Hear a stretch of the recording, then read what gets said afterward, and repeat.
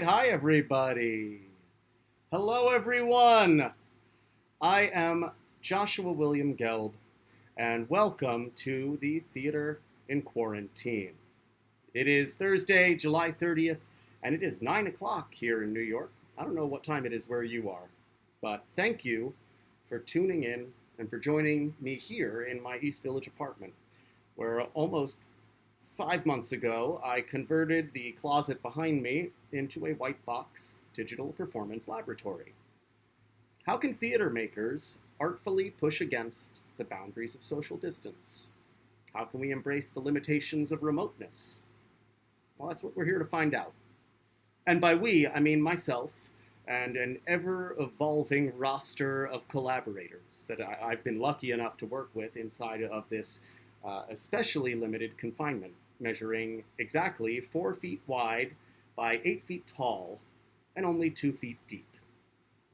Now, every other Thursday, you can tune in here on my YouTube channel to see what we've come up with this time. On August 13th, Katie Rose McLaughlin and I will be back with a new installment of our short-form dance series, Closet Works, presented by The Invisible Dog, with additional support by Mamie Canfer and Justin Stewart. And 2 weeks after that, we're presenting a new verse translation of Borges' short story, The Secret Miracle, for chamber orchestra and spoken word by myself and composer Alex Weston. Tonight, Theater in Quarantine brings you our most technically ambitious project to date, co-presented by Sinking Ship Productions, the 7th Voyage of Egon Tichy. It's based on the Star Diaries by Stanislaw. It's created by director Jonathan Levin, playwright Josh Luxenberg, and myself.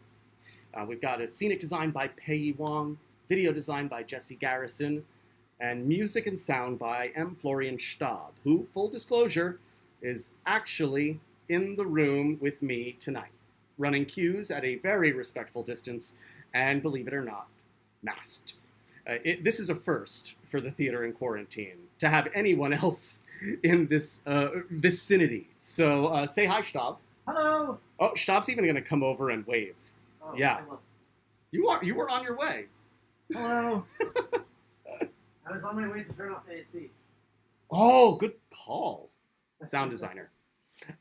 So the performance runs about 35 minutes. There are strobe effects involved. And afterwards, I'll be hanging around to answer any questions you might want to drop in the comments section about this project or the process in general. Tonight's performance will remain online, so if you enjoy it, feel free to share the link with your friends. And while you're at it, consider subscribing to my channel to keep up to date with what's going on inside the closet. So let's get started. I'm going to take a brief 1-minute break so I can get into places. Thanks again, and enjoy the 7th Voyage of Egon Tichy. Let's do it, Stab.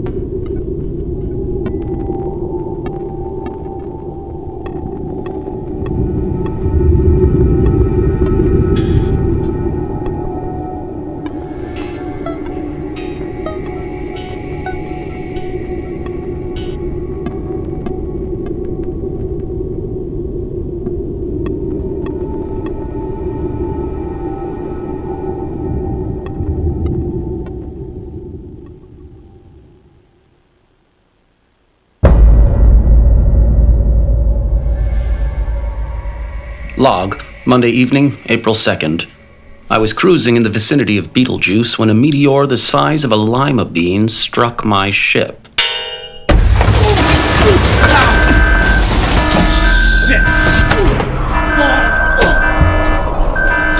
The tiny rock pierced my hull, shattered the drive regulator, and knocked the rudder half off. Without the rudder, I couldn't steer, and without the drive regulator, I wouldn't be able to control my speed.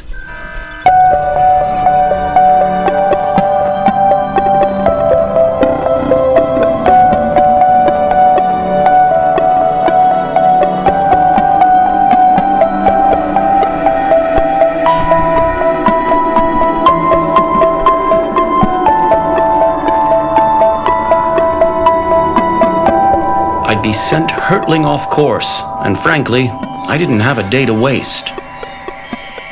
I had to get to and deliver the before the Emperor of the Knights initiated the sequence, which obviously had to be stopped.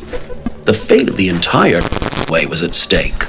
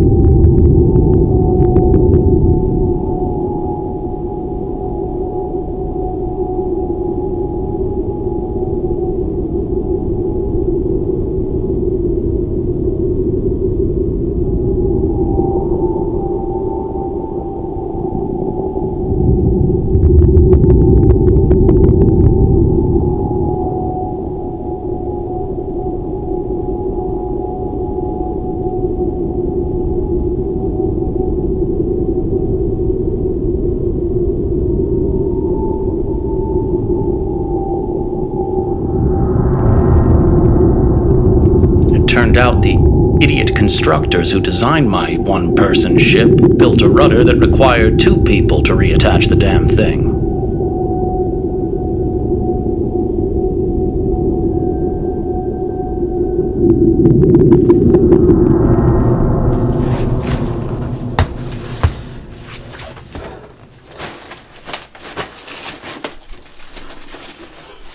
Shit.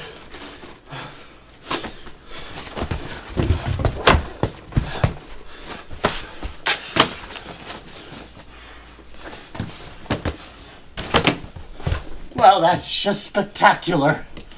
And who has that kind of wingspan? Not this guy. Who needs to steer anyway? Not this guy.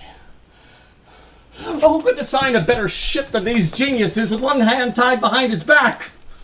It seemed that the wrench had become a satellite of the ship, just out of reach. I calculated quickly in my head that it would take 6 million years, give or take, at its current trajectory before I had a chance of grabbing it again.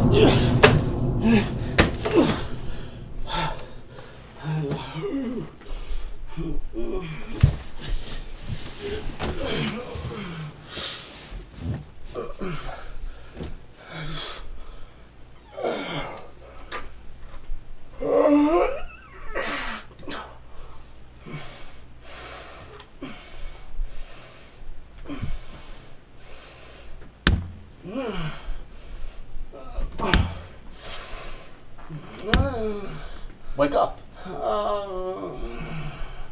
Wake up. Shh! Wake up! Go away! Come on, Egon. Leave me alone. We gotta fix the rudder. Let's go. I'll fix it tomorrow. Tomorrow's now. You gotta help me. I don't want to. Tough. We're the only person on this ship. What? Here, take this. No time for metaphysics. I don't know how long we've got together. You look like me. I am you. You'll get it later. I know you think you're dreaming, but you're not. Clearly I am. Get up, man. This might be our only chance. Leave me alone. I need to rest. Why can't I have nice dreams full of chocolate bars and people who leave me alone? Look at my face. The resemblance is uncanny. If you are me, it just proves you're not real. Goodbye. You are such an idiot. You're an idiot. You're an idiot, and tomorrow you'll know you're an idiot.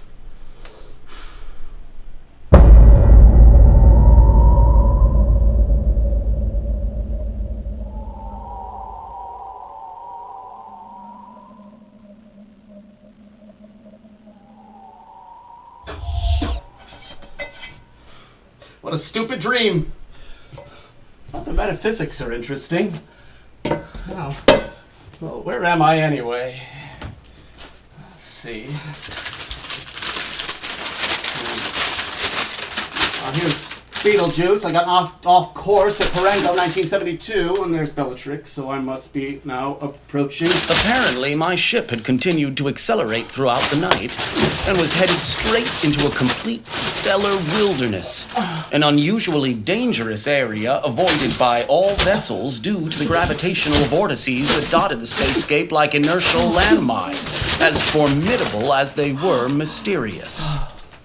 There were 147 of them in all, whose existence was explained by 6 astrophysical theories, each saying something completely different. There was nothing I could do. I would be sucked into a gravitational vortex with impossible to calculate relativistic consequences. I pulled out my pocket copy of the general theory of relativity, and although I thought I was making progress, I found myself reading the same paragraph over and over again, as if time was folding back on itself. Which is when it hit me.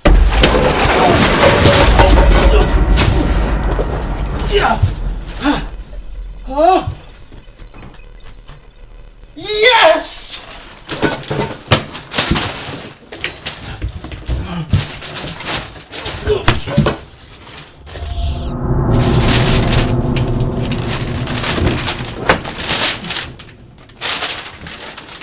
The awesome gravitational forces of the vortices were strong enough to create a time loop. Perhaps I hadn't been dreaming after all.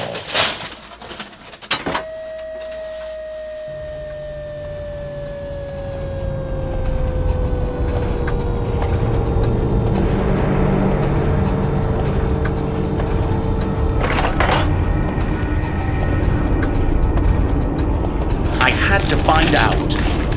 I couldn't properly steer, but I thought if I pull on this thing and repatch that one, then apply the portside parking brake, I might be able to change course just enough to fall into the nearest vortex, loop back to Monday, and persuade the earlier version of myself to help me fix the rudder and steer the ship out of danger.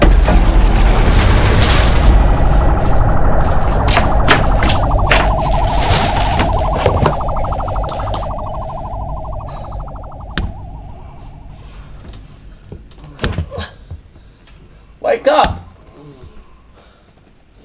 Wake up! Wake up! Go away! Come on, Egon. Oh, leave me alone. We gotta fix the rudder. Let's go. I'll fix it tomorrow. Tomorrow's now. You gotta help me. I don't wanna. Tough. We're the only person on this ship. What? Take this. No time for metaphysics. I don't know how much time we've got together. You look like me. I am you. You'll get it later. I know you think you're dreaming, but you're not. Get up, man! This is our only chance! Leave me alone. I need to rest. Why can I have nice dreams full of chocolate bars and people who leave me alone? Look at my face! The resemblance is uncanny. But if you are me, it just proves you're not real. Goodbye. You're an idiot. You're an idiot! And soon enough you'll know that you're an idiot.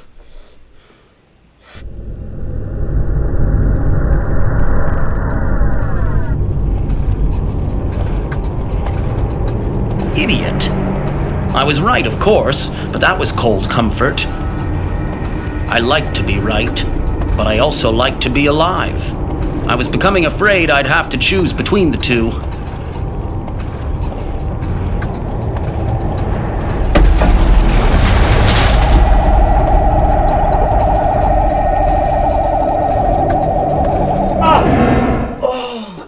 Oh, God. My back. Get up. Are you all right? Thanks. I think so. When are you from? Wednesday. Oh, come on, let's get the rudder fixed while there's still two of us. Where's the me from Monday? You're the me from Monday. But it's Tuesday. Exactly. So Monday me, Monday you, became Tuesday me, you. When you woke up yesterday, today. I don't get it. Doesn't matter, trust me. Let's go. Wait. Hold on. Now, if you're Wednesday me, and you're asking for my help on Wednesday, that means that on Wednesday the rudder isn't fixed. Which means that for some reason we don't fix it today on Tuesday, or we wouldn't be having this conversation. Well, then how about we fix it on Wednesday? Tomorrow? Now! God damn it, I give up. I am you fixing it tomorrow. Son of a bitch. What a paradox. Oh, you want to talk about paradoxes right for now? you it's Wednesday, Right for me it's now? Tuesday, and for some No, reason... you are the reason! You are the reason! Wait. So tomorrow I'll be you trying to convince me to help you. Me. Of course! Yes! No! Let's do it! This makes so much sense!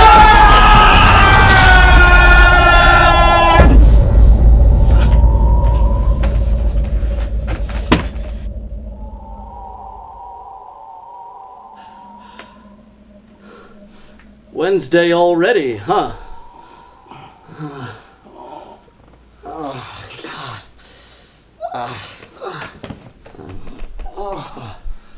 My back. Get up. You all right? Thanks. I think so. When are you from? Wednesday.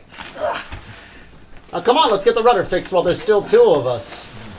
Where's the me from Monday? It was maddening. I was determined to skip the quarrel and convince myself to come outside with me before it was too late. Became Tuesday me. You. When you woke up yesterday. Today. I don't get it. It doesn't matter. Trust me. Let's go. Wait. Hold on. I tried to focus, but I couldn't stop staring at that hideous mole on the side of his face. How had I not noticed it before? Reason we don't fix it today on Tuesday, or we wouldn't be having this conversation. Then how about we fix it on Wednesday? Tomorrow? Now! His naivete was staggering. Damn it. And that mole, a monstrous protuberance on a grotesque little man. Had it gotten bigger? It seemed to be merging with his greasy, overgrown mustache. The man had more hair on his face than on the top of his head. I just wanted to reach out and smack his shiny... Tomorrow I'll be you, trying to convince me to help you. Me? Of course! Yes! No, let's do it! This makes so much sense!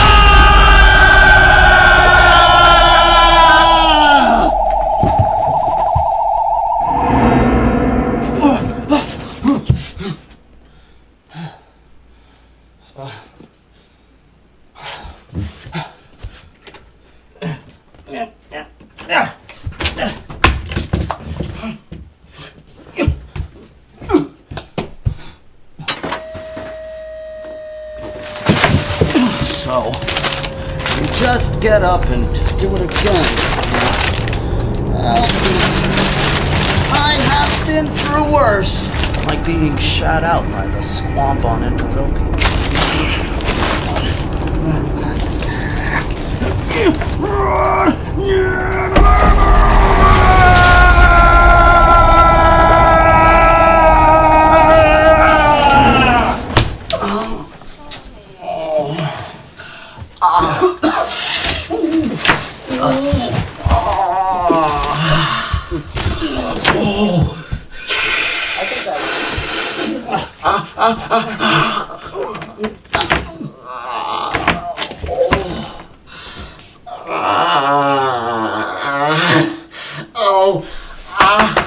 Who's in there?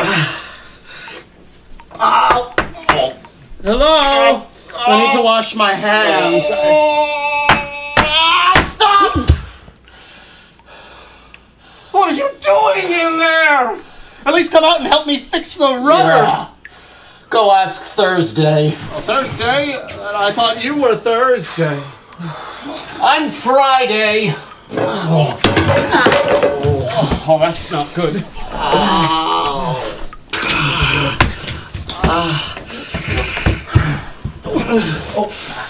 You're Thursday? Yeah. Let's do this. Finally. Will it work? I hope so. We have to ask Friday. Of course. Friday! Friday! Is the rudder fixed where you are? I mean, when you are? No. Why the hell not?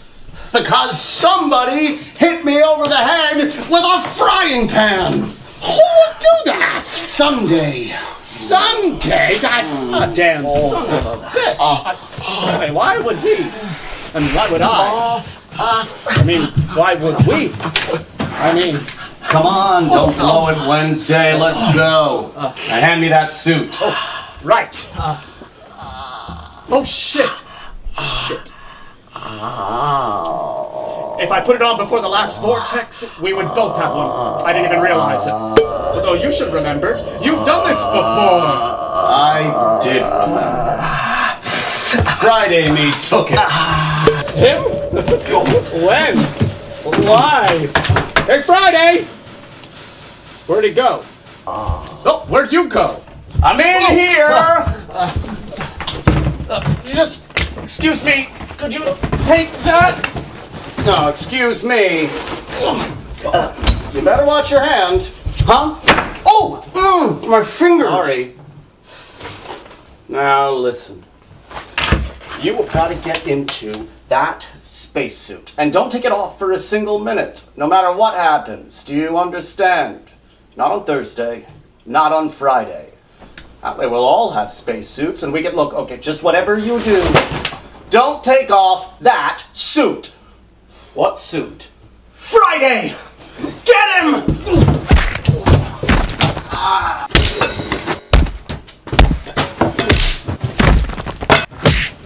I've got his arms! Those are my arms!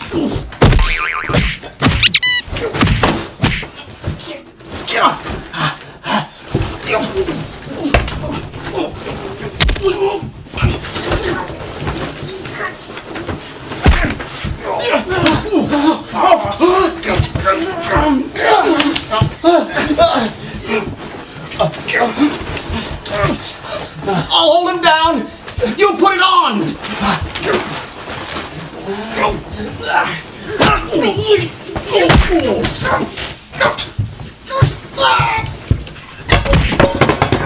Get off!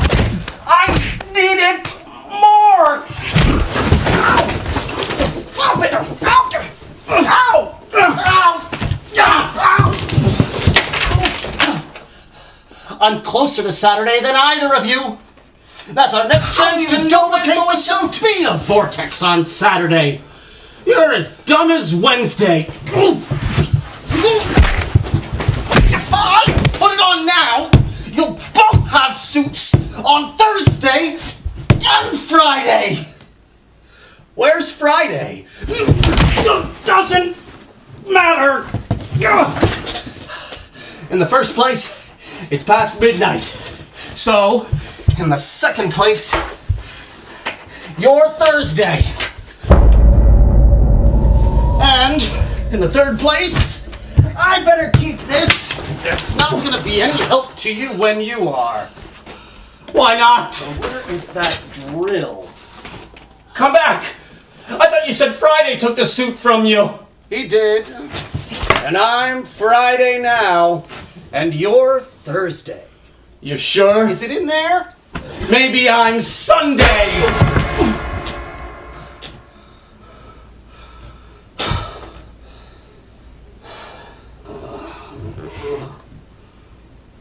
I'm going to regret that tomorrow.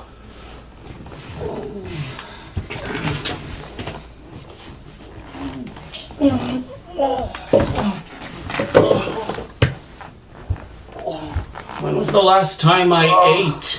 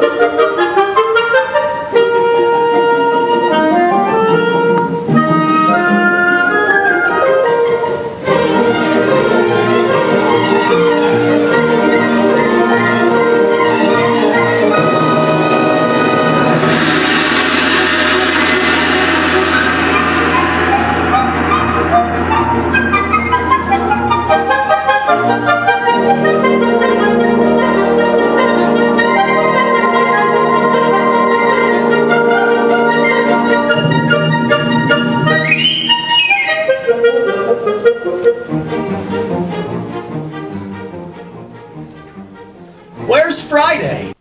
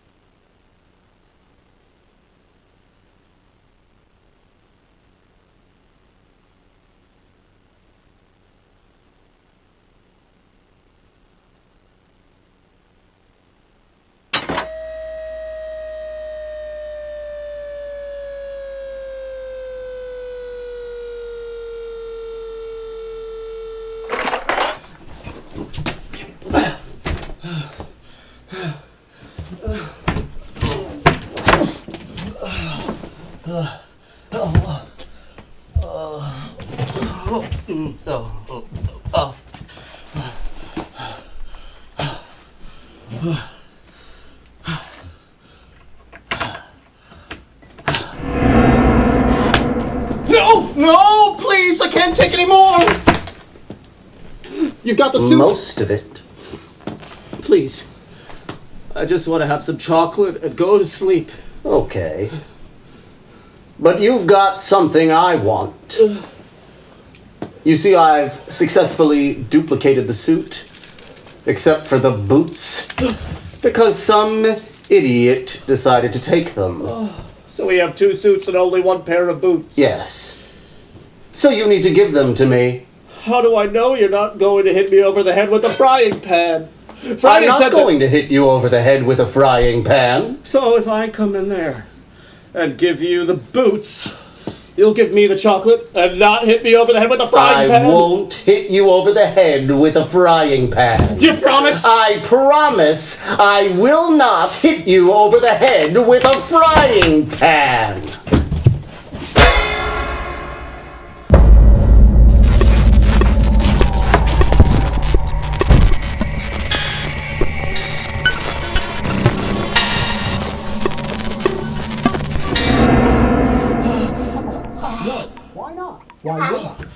Why wouldn't you? Why, in any conceivable version of today, wouldn't you? You can't talk to me like that. Like what? Like you're doing... No, I refuse. You refuse on what grounds? Because! Are you a child? Why? Because you hit me twice. Sunday hit you. Sunday hit me. You're Sunday. You said you were Sunday. You lied. Hey, neither of you is Sunday. We all lied. You lied to me? And you lied to me? I didn't lie, liar. You heard the man, you're the liar. We're all liars. Liar. Wait a second.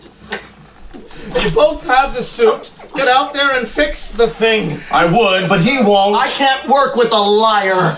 Fine, then well, give me your suit and I'll go with him. No. Come on. I'm not falling for that.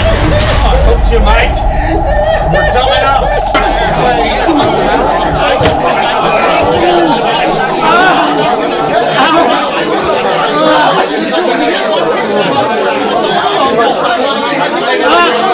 Hey, everybody! Hello, everyone! Take your attention, please! Everybody! Thank you. There are a lot of us here. Let me introduce myself. I'm, Sunday, I think. Sunday now? Did he say Sunday? Maybe probably Monday next at this point. You're not Monday. I'm Monday. Stop lying. No, I'm Monday. I didn't mean to imply that. I'm Monday night. You're Monday afternoon. And your tea time Monday. I'll understand in a few hours. My God! At this rate, we'll all be getting into minutes and seconds. We should all be ashamed of ourselves. We've got 5 spacesuits in this room alone, and still all we do is argue. We're all right. We're all wrong. It doesn't matter. There's nothing. A man who spends an entire week getting hit in the head has no reason to be proud. So let's just move on. Let's organize ourselves. We need a chairman. Yes. I want to be chairman. I want to be chairman. Over my dead body. Okay, I was thinking. Hey, who made you election commissioner? Yeah. Save everyone the headache. I have seniority. I'm from next year. Next year? Wait, no, listen to him. Listen to the guy from next year. Everyone, just quiet. Okay? And a year ago, we all voted for the man from next year, which is now me. Well, why not? All in favor, say aye. Aye! The ayes have it, There goes our chairman. Listen, I'm going out there. Anyone with a suit who wants to help me can be my guest. Any use of a spacesuit must first be approved by the appropriate committee. What? And why is there so many sleeves? According to the bylaws. Sorry, you got chaos a otherwise. Oh, wait, Does anyone else hear children in this spaceship? Hey, give me that! No way! Come back! Yes, in fact, there are. Shut up, old man. Hey, where'd he come from? Where'd you come Don't from? just stand there. Get him a seat or something. No, it's all right. Listen to me. I said shut up, Hey, old man. hey! He's older than all of us. He might know how we get out of this. Do you know what happens? Of course I know what happened. Well, tell us. Started on a Monday. No. We know that part, yes. Very well. A Tuesday. Even as a child, I always was a little son of a bitch. Yeah. I remember once.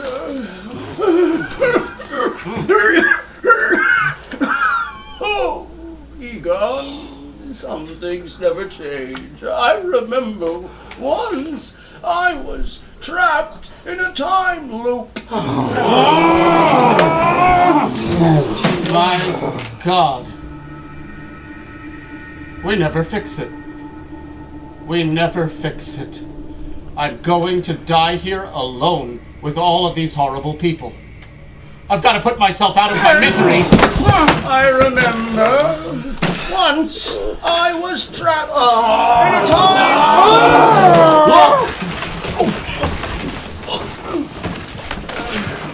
Which one of us is that? It's two of us in one suit. It's the kids.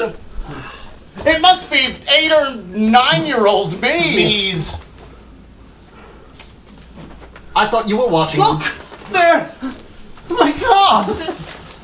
They're fixing the rudder.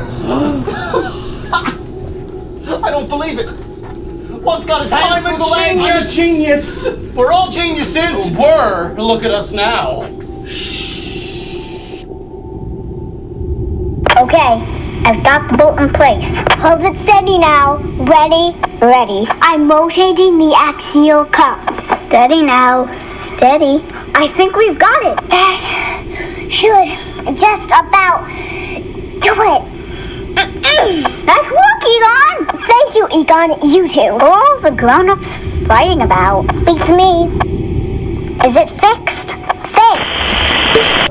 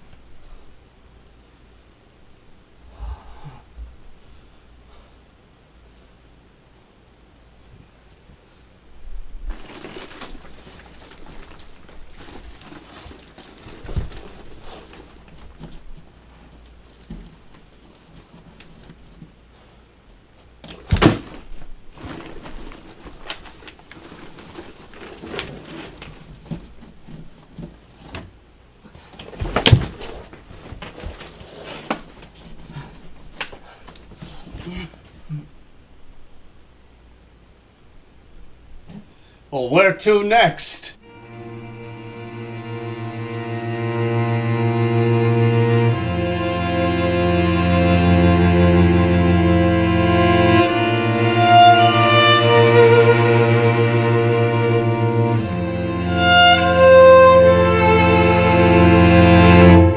Didn't know what time it was, the lights were so low.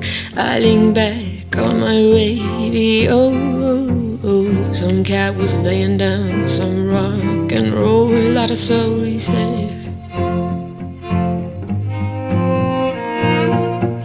Then the last sound did seem to fade. Came back like a slow voice on a wave of face. There were no DJ, that was hazy cosmic drive. There's a starman waiting in the sky. He'd like to come and meet us, but he thinks he'd blow our minds. There's a starman waiting in the sky. He told us not to blow it 'cause he knows it's all worthwhile. He told me let the children use it, let the children use it, let all the children believe.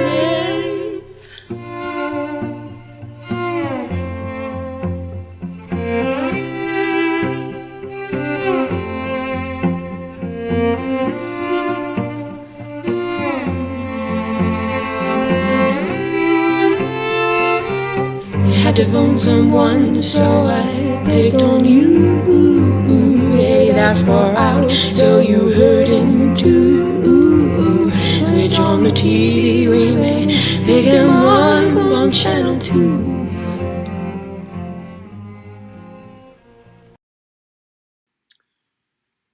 Hello, everyone. Oh, thank you all so much. I'm just going to turn off my in-ear right now to give away one of the tricks. Although I'm sure you saw me adjusting it a billion times, because, let's be honest, it is hot in this apartment, and I am sweating from orifices I did not know existed. Rough week, rough heatwave week to do a show like this. You know, I happened to put my scotch next to my computer, and it warmed it up, so that's even better. Oh. Hi there, everybody. Thank you all so much for watching and coming to the 9 p.m. show. The late show, as we call it, though I guess if you're tuning in from some different time zone, it could be an early show for you. So there. I mean, I guess that's the wonder of making digital theater here. The accessibility. We're able to get it to everyone. But anyway, now is the time when you can ask whatever questions you want in the closet section. No, in the comments section. And yeah, I'm just very excited to talk to you and hear from you. I'm seeing already such a really amazing feedback. Wow, oh, it's so good to see so many of you, so many people I love. Hi there. Wow, so, thank you, everyone. This was the second time we did this in 2 hours? Is that right? Something like that. Jeez, why do we do that to ourselves? You set the schedule. I know I did. I'm talking to Stab right now, who's here with us tonight. It would, again, first time that's ever happened. We've really done the past 5 months without anyone here, but this piece was sort of so technically complicated. And I think it actually comes down to the root of the story, right? It's about time travel. And so this question of what comes first, right? How do we cue the show? How do we record the show? How do we do it live? What do we do first? What do we do second? Became such a complicated question that ultimately it was impossible to imagine doing it without someone in the room live cueing it. So Stab really stepped up to the plate there. So thank you, Stab. You're very welcome. It was awesome. It was pretty friggin' solid tonight. So always a pleasure. So I'm trying to see if there are questions. I'm scrolling. I'm doing the best I can here. I'm gonna have a sip of this because I'm done. Thank you all. So sweet. I really appreciate it. Yeah. Wow. Okay. I'm trying to see if there's any questions here, but I guess I can talk in the meantime. While I continue to scroll. Just really sweet, everyone. Thank you. So appreciate everything you're saying. How many different copies? David G is asking, I lost track. How many different copies of you were there? What a very good question. I believe the most I've ever had, or we've ever done, was a 26 takes of the final scene. I think we cut that down, though, because I think we cut 3 or 4 of them, but the rest remain. So that's the most we have. In the short story, so this piece is, how did this piece come about? This piece, in the short story, there's infinitely more. By the time they get to that last section, it's, you know, just the ship is crammed full with so many Egons that it's almost impossible to count an infinite number. But this piece came about very early in the process with Theater in Quarantine. John Levin was one of the first people that I spoke to about the closet, and he and Katie Rose McLaughlin, who runs Closet Works, came in and joined me for a special session when I found this gas mask that I happen to have in another closet of mine, and said, hey, we could do some clown work with this, because they both have clown experience. And we started working with the space and started realizing how it could flip and turn. And that's really one of the beginning phases of this piece. And John, I asked John if he wanted to come up with something for the closet, and he brought in this story. And it's a collection of short stories called the Diaries. Excuse me. If you're not familiar with Lem, he also wrote Solaris. And John was familiar with Lem because he and Josh Luxenberg, Sinking Ship Productions, had already done some Lem in a piece called Soft Rains at the Fringe Festival so many years ago. Gosh, remember the Fringe Festival? Sheesh. Remember theater? I don't even. So John brought in this short story, and we were just really taken. I was taken. John was taken. Josh was taken by the Aliens. What? By aliens. By alien. We were taken by aliens. But we were really taken by the way it deals with isolation and loneliness, and the ways we deal with confined spaces, but in a really fun comic way. If you know Solaris, that's actually a really dark piece, and it's kind of Lem's best known work. Whereas this is just all the Diaries are little vignette stories with Egon Tichy as this sort of Baron Munchausen-esque character. So it's a lot of really comic vignettes and a lot of fun. So that's where this came from. And it's been evolving very slowly over the past couple of months. And then, like all theater and quarantine shows, sort of explodes into a burst of energy in the 2 weeks leading up to its actual performance, where just so much happened in such a little time. You cannot imagine.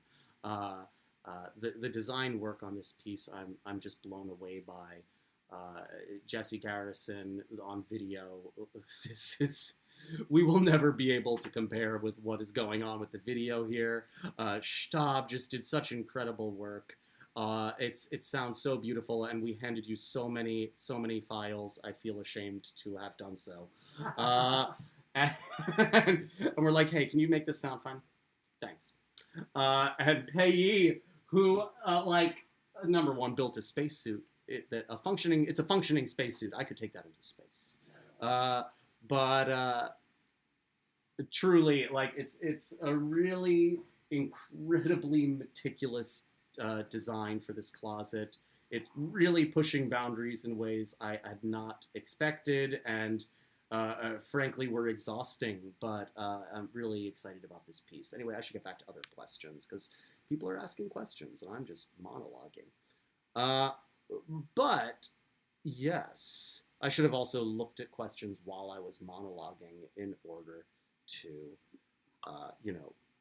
be ahead of the game, but I'm still getting used to this. Oh gosh. Oh no, I scrolled poorly. Hi, Josh's mom. Wait, whose mom? Is it my mom or Josh's mom? It's Josh's mom. Okay. Okay. Let's see. How did you ever do it? Well, okay, so it's obviously there's a lot of sleight of hand here between what is pre-recorded, what is live. I'd played with little bits of pre-recorded. This is clearly a lot more. But that's sort of the fun of the piece. You don't exactly know who's live, who isn't. I myself have watched versions of it where I lose track. Last night we did a run at 12:30 a.m. and I watched that one and was like, yeah, I have no idea at this point. So it's really, really hard to say. How many different video streams did you composite? So it's really just the one live stream and then a lot of other pre-recorded streams. It's all me, so aside from our guest children who did the voiceovers of the young Tichys. At most, it's something around 22 different pre-recorded videos plus the live one. Yeah. Let's see. Also love the Bowie cover. Oh, I should have mentioned. That is Emily Hope Price at the end there. on that cover. Really beautiful, and I think truly written yesterday, or created yesterday. So unreal, gorgeous, and very much in the spirit. So thank you, Emily. It's really thrilled that you could have made that for us. Let's see. Yes. Oh, Josh had already mentioned this. I'm way behind, and also 20 seconds ahead. So it's like time travel. That's a little reference to those of you who have worked in YouTube Live before, where our stream is actually about 20 seconds or so ahead of you experiencing it. So, what happened to the wrench? Hi, X-Ray Specs. What a good question.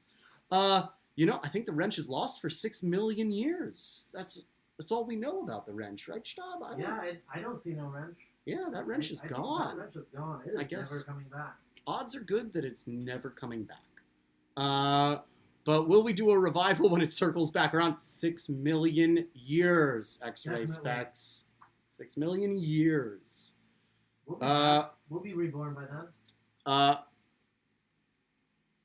Is it essentially a green screen with voiceover that's screened over a single closet while you act alongside it?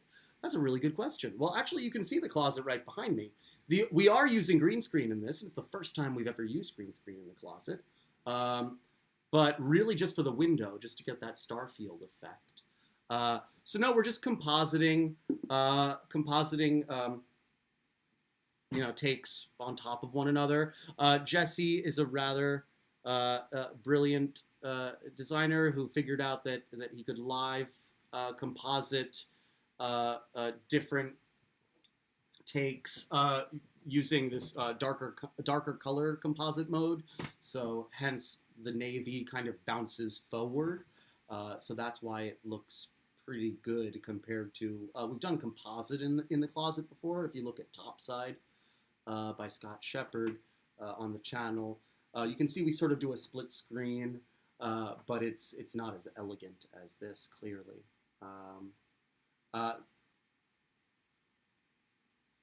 Cool. I'm still looking. Did they ever eat? I don't know. I mean, in the short story, they eat a lot. We tried to, but it was hard to cook. Our kitchen isn't exactly functional in this closet. There isn't a gas line.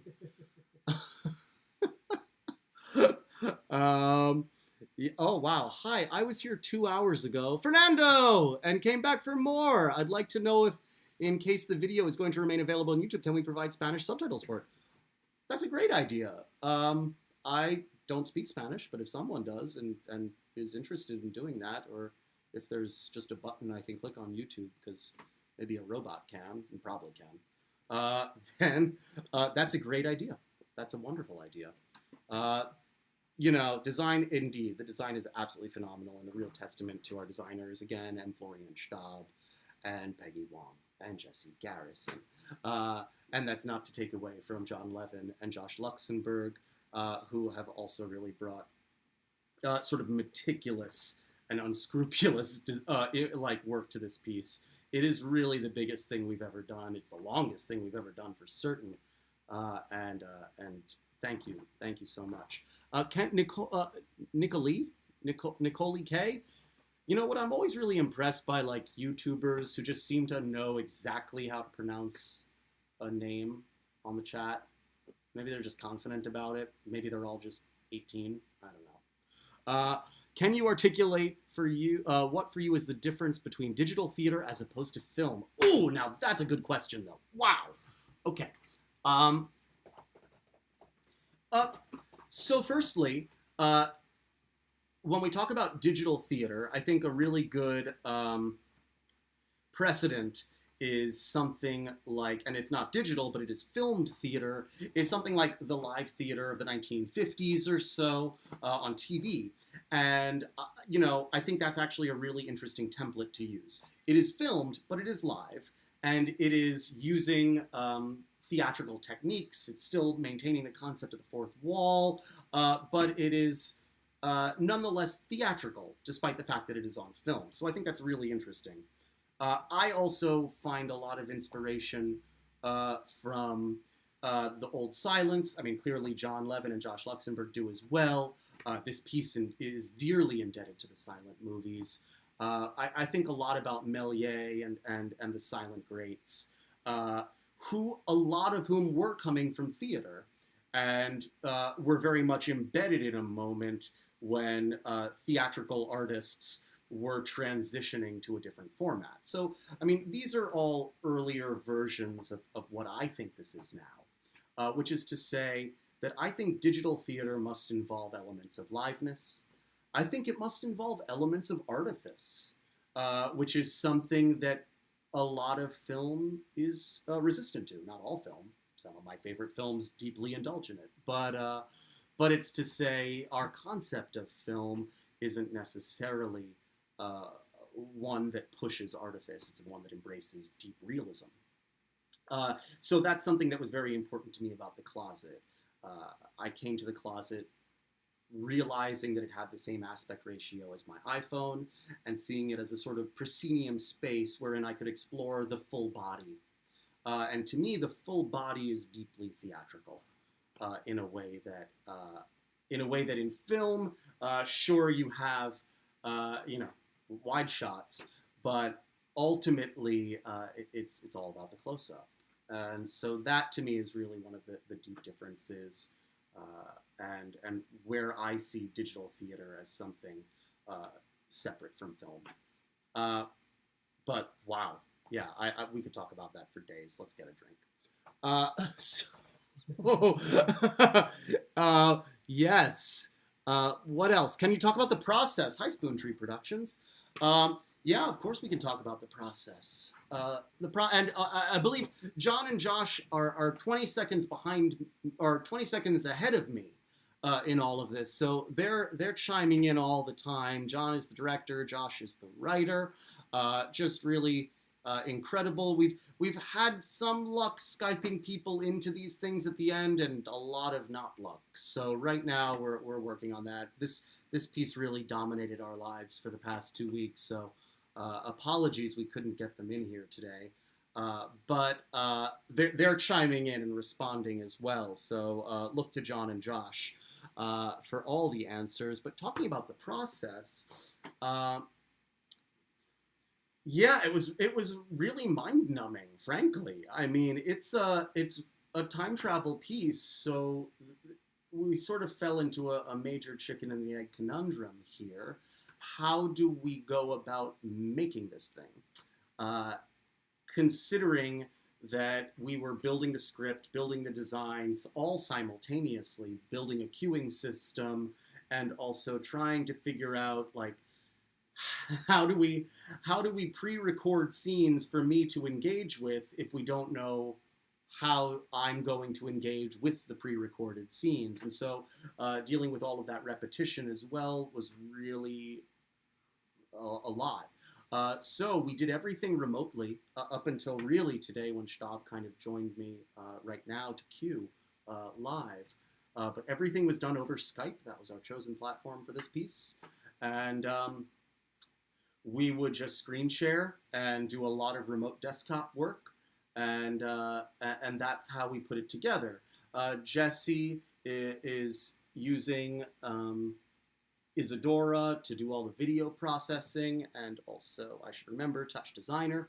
Touch Designer is doing a lot of video warping, and that's feeding into Isadora, which is where a lot of the video processing queuing is done, and that is also interacting with Stab, who is using QLab. And those are my go-to programs, not necessarily theirs, I should probably say, but what I usually use here. And then we take all of that and stream that into Streamlabs OBS. And that's what you are looking at right now. That's going to YouTube. So that's the process, a little bit of it, at least. How did you stand in the horizontal room scene? Standing on the floor, or lying on the floor? I mean, that's it. I'll show you, because the cameras, yeah. It was mostly just like that. This is what I do for, like, most of the show.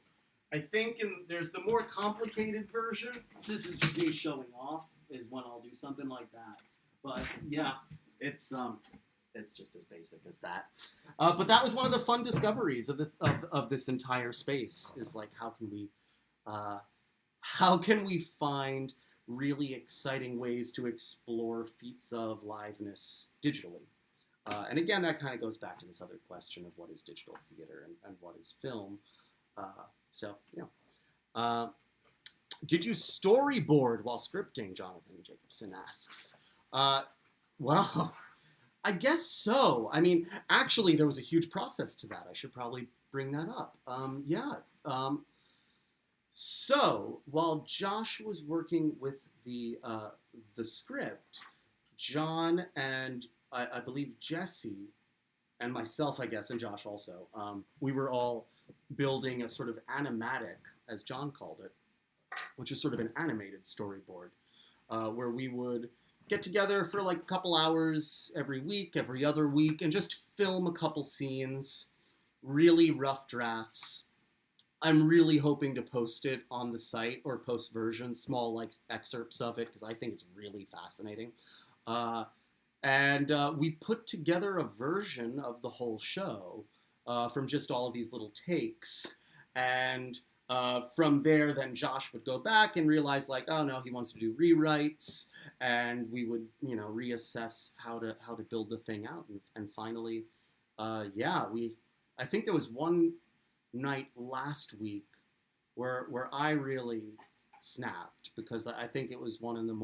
and I was still doing, for the animatic, 26 takes of that final scene. And that was before we were doing final pre-recordings, because we were still figuring out how we wanted to do it. And so, yeah, that was our version of storyboarding. It was a live storyboarding. But we found a lot. And a lot changed, of course. Wow.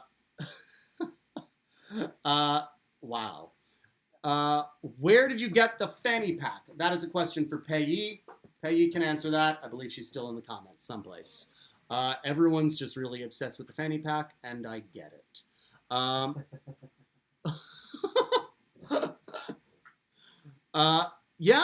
Actually, Ralph there is saying that a lot of people would like to see this again and see the conversation afterwards. And yeah, we keep everything up.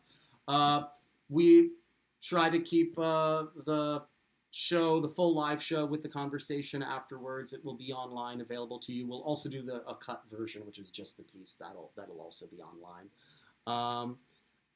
Joel Frenzer asks, is it your voice the entire time? Aside from the kids, yes, it's my voice. Hi, Joel. Hey. Yeah, Stab, do you know Joel? Yes. Well, yes. That is, oh wow, really? Yep. Cool. So, yes, that is true. Well, Fernando, if you're offering to translate, then yes, of course, clearly. That would be amazing. We would love that. Hugo asks, would you say your time travel aligns more with Terminator time travel or Back to the Future time travel? Oh my gosh, what a good question. Okay. We're going to nerd out about time travel for a brief moment. Because that's,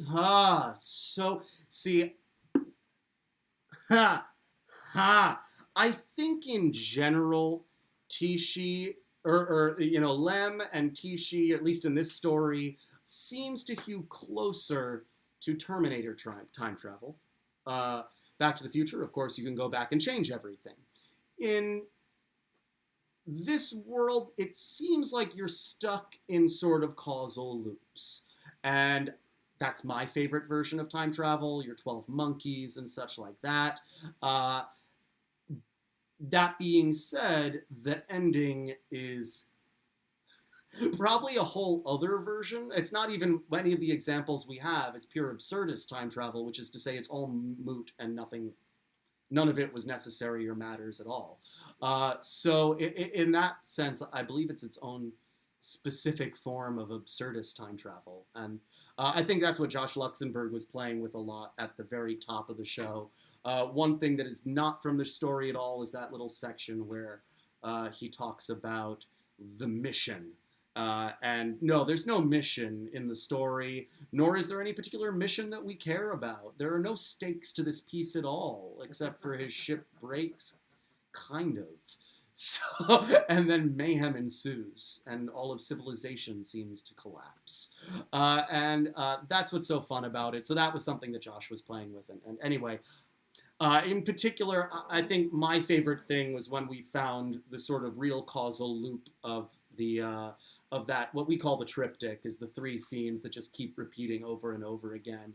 It's not exactly hewing to, it's very close to the short story, and a sort of reference to a specific sentence in the short story where they talk about how they all just hit each other with frying pans for an extended amount of time. And anyway, it's one of my favorite things is that we were actually able to find a causal loop in there. So, how did the screen medium influence the creation of the story? I mean, I think I've spoken to that a little bit, Rebecca. Luckily, Josh and John, I think, are picking that up in the comments section. Way to go. I love what's going on in the comments in this one, because I kind of think, I'm never the most interesting part of these talkbacks at the end. I just ramble because I'm the one on screen. But this is wonderful. Jared, favorite scene was the Bugs Bunny style pile-up scuffle. So laugh out loud funny. Again, good.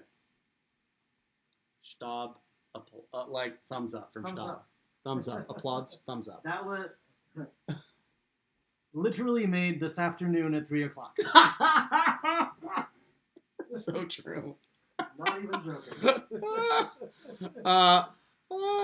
Yeah. Oh my gosh, there's a lot going on in the comments. There's large discussions. Uh-oh. There's that I'm not even part of. This is great. The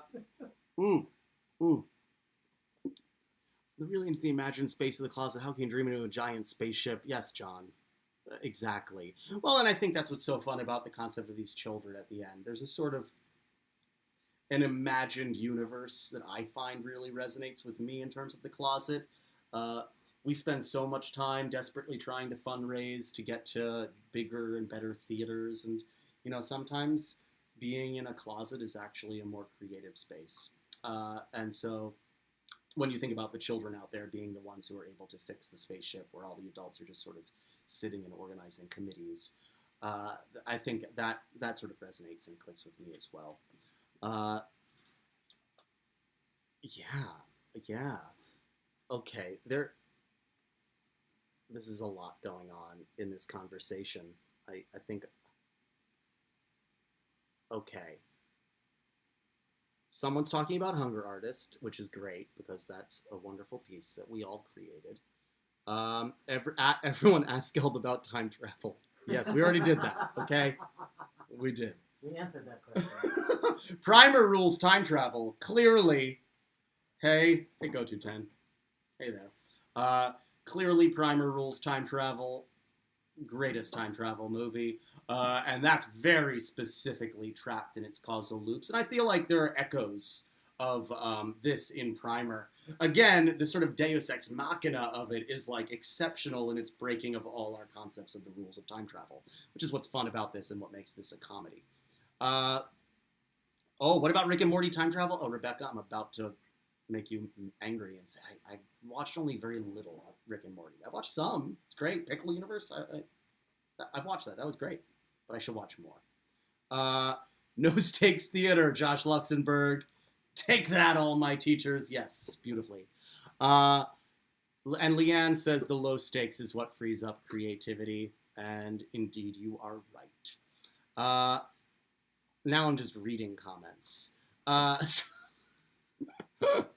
Really, Ancillary Dromedary, great name. Really felt the parallels between your spaceship and Quarantine. Fantastic job. I'd love to see your take on Solaris again next.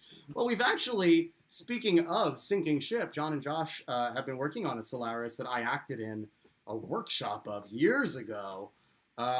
If I recall, that conceit involved a giant pool of oobleck, which I don't know if you're familiar with, but it is messy and exciting. And no, I never got to participate. We never did that version, which is too bad because it would sound, it's awesome. Yeah. But we did do a really cool workshop of it, and so I do hope that comes to be one day. And more love for Hunger Artist, which is still touring. So if if you're a lover of Hunger Artist, it is out there every now and then. We were supposed to go to Maryland. Right, not now. We were supposed to go to Maryland, and that didn't happen, sadly. But, of course, we hope to bring it back. We hope to keep it going in the aftermath. The forthcoming aftermath. You should all consider doing the 8th voyage when election time comes round. X-ray specs, what do you know about the 8th voyage? I haven't read it. So I haven't read it either. Is it pertinent? Okay, we'll Let's look at check it. Out.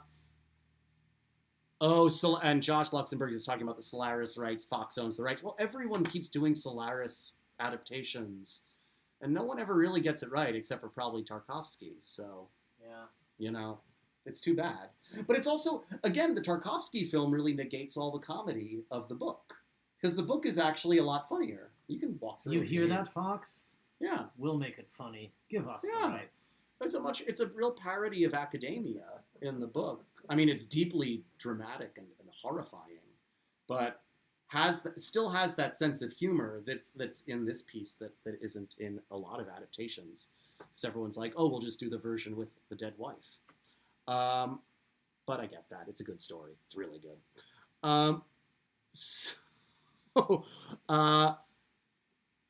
Yeah, Oobleck. John says Oobleck. We need funding to do that. We need so much money to get so much. Is it baking soda? Is it baking soda and water? Something like that? I forget. Filling the closet with Oobleck? Now that sounds messy. Yeah, we could do it. It wouldn't take that much, but it also wouldn't be that impressive, I guess. But Peggy, let's try it. Again, I think it's actually really cheap materials on a small scale. That's fair. It's just a lot on a very large scale. Your downstairs neighbor will love you when the Oobleck starts dripping through the closet. I think the point is if I keep pounding on it, it remains a solid. Ah, amazing. So we just have to keep that going.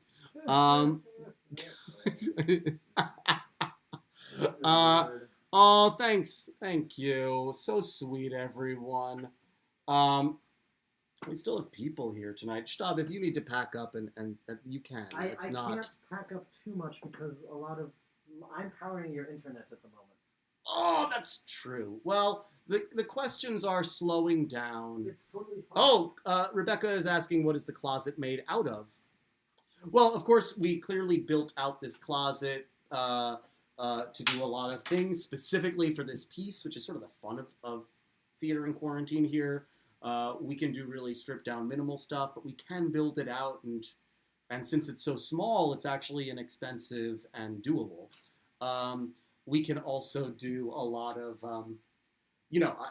I can play with more acrobatics and things that I think in another theater space it might be unaffordable or might be difficult to convince someone to let you do. So it's fun. That's what the space is. But it's really it's a closet. It's a literal closet, drywall. I did put up 3/4 ply on the sides and the floor, so that's got a lot of strength.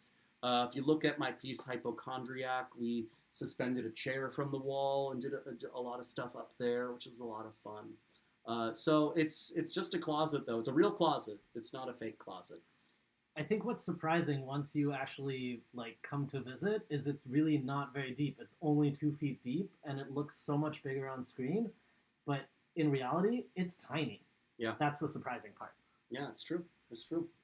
John would keep saying, can you do this? I'm like, no, what are you thinking? No. It's a closet.